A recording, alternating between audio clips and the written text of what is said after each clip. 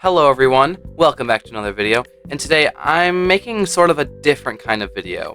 I'm making a theory video today on the Five Nights at Freddy's Ruin DLC for Security Breach. And I know that MatPat's going to come up with a theory for this in the next couple of days or next couple of weeks, but I decided that before that I'm going to share my thoughts on what I think is correct in Ruin.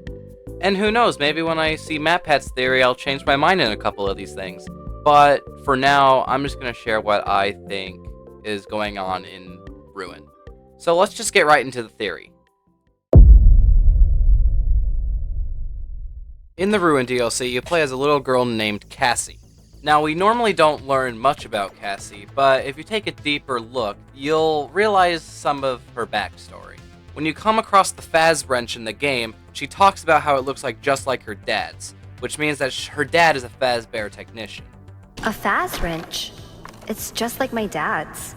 We also figure out that Roxy's her favorite animatronic, which doesn't seem to have any significance, but it actually does. Basically, she had a birthday party at the Mega Pizzaplex, and nobody came. The only person that was there was Roxy, and Roxy cheered her up and stuff by giving her carrot cake, which is her favorite, and everything else.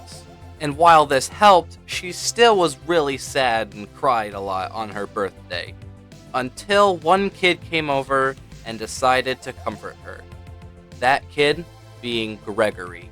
And they became friends after that, and that's why Cassie came to the Pizzaplex after receiving a message from Gregory. Or was it Gregory? I'll get to that later, but now let's head to part 2.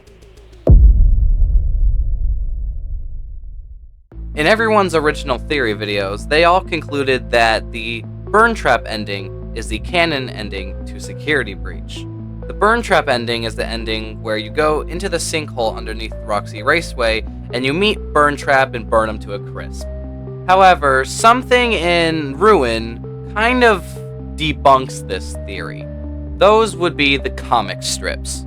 The comic strips are found in presents throughout Ruin, and each of the descriptions of them say that Gregory drew them. Each one of the comic strips represents one of the original endings in Security Breach, like the escape ending, the VIP ending, the disassemble Vanny ending, the loading docks ending, and even the Burn Trap ending. However, you might have realized that one of the endings are missing here, that ending being the Princess Quest ending. Basically, in that ending, you have to go to 3 different Princess Quest machines, and if you complete them all, then you'll set the Pizzaplex free. Vanessa will no longer be under the Vanny curse, and you guys will just walk off and have a happy ever after. But you might be wondering, how the heck does this confirm that the Princess Quest ending is canon? Well, like I said before, the descriptions of these comics say that Gregory drew them. How the heck would Gregory be able to draw them all if he only experienced one ending? I think all the endings that he drew are non-canon endings that didn't actually happen in the story, and since Princess Quest wasn't drawn, that actually happened. But it's not just the comic strips that help confirm this. It's other things in Ruin as well. After taking a shortcut to Vanny's room, where Princess Quest 3 is, if you have the Vanny mask on, you're able to see this. Basically what this is the sword from Princess Quest being thrusted into the side of the machine, meaning that it has been conquered. And since it's been conquered, that means that Gregory played all 3 and set the Pizzaplex free, which is what happens in the Princess Quest ending. Another way to confirm that this ending is canon is because of Freddy. Just before the Princess Quest ending, Freddy gets disassembled by a bunch of staff bots. And at the end of the Princess Quest ending, Freddy is taken with Gregory, but it's just his head. And guess what we see in Ruin? A headless Freddy.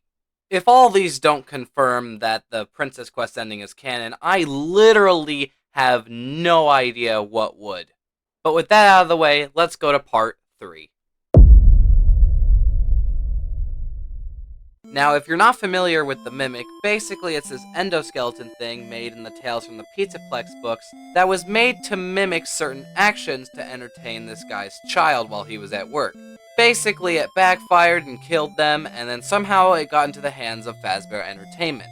Now, I know this next part will kind of sound a bit off from other people's theories on the mimics, but this is because those theories were made about the books. And the books have very similar lore to the games, but also very different lore. So I think that my theory is going to be a bit different from the book theories. I think Fazbear Entertainment were able to get this mimic animatronic prior to Pizza Sim. The reason for this is because it's actually in Pizza Sim's basement. At the end of Ruin, you go to the old pizzeria, but then you keep going down, even further than where Burn Trap was. And that's where the mimic is found. And remember earlier when I said that the thing that called Cassie wasn't actually Gregory? Well, it wasn't. It was actually the mimic mimicking Gregory's voice. The reason he wanted Cassie, I have no idea, but I'm sure there was some reason for it. Now this next part will be needed to explain the rest of the mimic, so let's just move right on. Now we don't really hear about the Mixes Corporation much in the game, and yet again, we see it a whole freaking lot. Do you want to know what they're responsible for? This guy. Yep, this rabbit guy. Most people who played the game assumed that this be Glitch Trap or some form of William Afton, which is understandable since it's a purple glitchy rabbit, but I'm here to say that I don't think that this is the case. When you're playing through the game, you think that disabling the security nodes is a good thing, and that the rabbit thing is not letting you do that, so it's a bad thing. But actually, you learn at the very end that when you disabled all the security, you actually let the mimic free. So you might see where I'm going with this. Basically, what I'm saying is, the rabbit is actually doing a good thing. It's stopping all threats that are disabling the security nodes.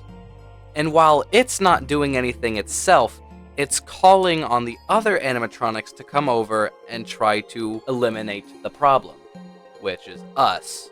So I'm saying, instead of this being a Glitch Trap virus or a William Afton virus, this is actually an antivirus that is trying to help keep the mimic in the basement.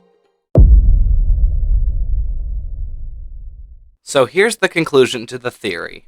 After the Princess Quest ending, the Pizzaplex gets destroyed by an earthquake, and then many years later, the mimic calls out to Cassie, which comes to the Pizzaplex and gets rid of all the security nodes to let it free, while the Mix's rabbit tries to stop her.